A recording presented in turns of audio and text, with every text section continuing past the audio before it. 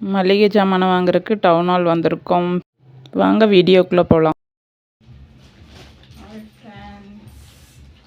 Sandhya Anand vlog. First time நம்ம video பார்க்குறீங்கன்னா like and share பண்ணி சப்ஸ்கிரைப் பண்ணிக்கோங்க. வீடியோக்குள்ளே போகலாம் வாங்க. நான் இந்த தாட்டி என்ன மளிகை ஜாமான் வாங்கியிருக்கேன்னா சுகர் வாங்கியிருக்கேன், வரமிளகாய்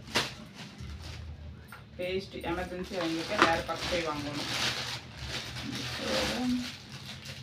சக்தி சாம்பார் தூள், மிளகாய் தூள் 1/4 கிலோ தான் வாங்கினேன் இந்த தாட்டி. அப்புறமா ஆயில் வீட்டில் ஏற்கனவே இருக்கும் 3 லிட்டர், அதனால் 2 லிட்டர் மட்டும் வாங்கிட்டேன். அப்புறம் நம்மளுடைய ஃபேவரட் பிரியாணி மசாலா, கரம் மசாலா 100 வாங்கியிருக்கேன்.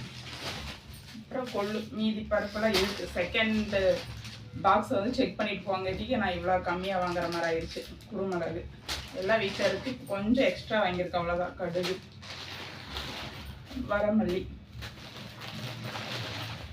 ஜீரகம் கொஞ்சம் இருக்குது வீட்டில், வாங்கிட்டேன். இதுக்கப்புறம் ஷாம்பு, இது வந்து எமர்ஜென்சியாக வாங்கினேன். நம்ம ஸ்மார்ட் பஜாரில் போயிட்டு சோப் ஐட்டம், கெமிக்கல் ஐட்டம் ஃபுல்லாக நம்ம அங்கே தான் வாங்குவோம். டவுன் ஹாலில் இந்த ஐட்டம் நான் வாங்க மாட்டேன். ஏன்னா இங்கே ஸ்மார்ட் பஜாரில் வாங்கும்போது நமக்கு எம்ஆர்பியிலிருந்து கொஞ்சம் கம்மியாக இருக்குது. அது போக 50% டிஸ்கவுண்ட்டும் இருக்குது நம்மளுக்கு. பூண்டு வீட்டில் இருக்குது, அளவாக வாங்கிட்டு வந்து போனதுக்கு வேண்டி.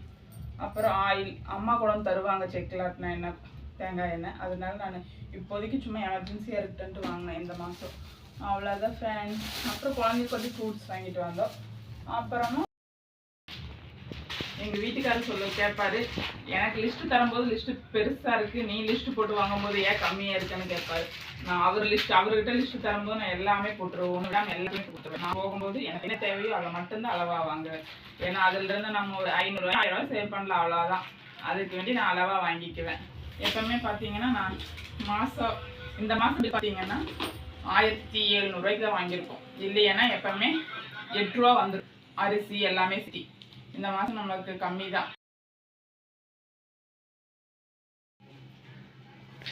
இந்த மாதம் நம்மளுக்கு பில் பார்த்தீங்கன்னா 1750 தான் வாங்கியிருக்கோம், அரிசியெல்லாம் இல்லாதனால.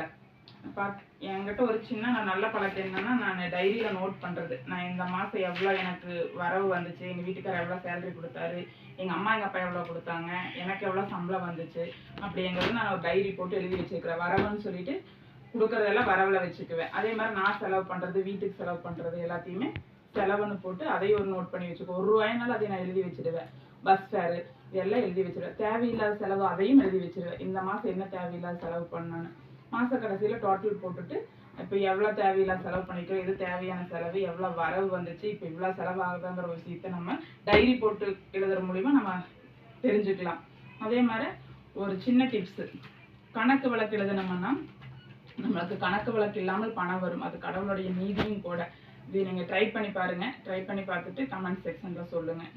பாய்.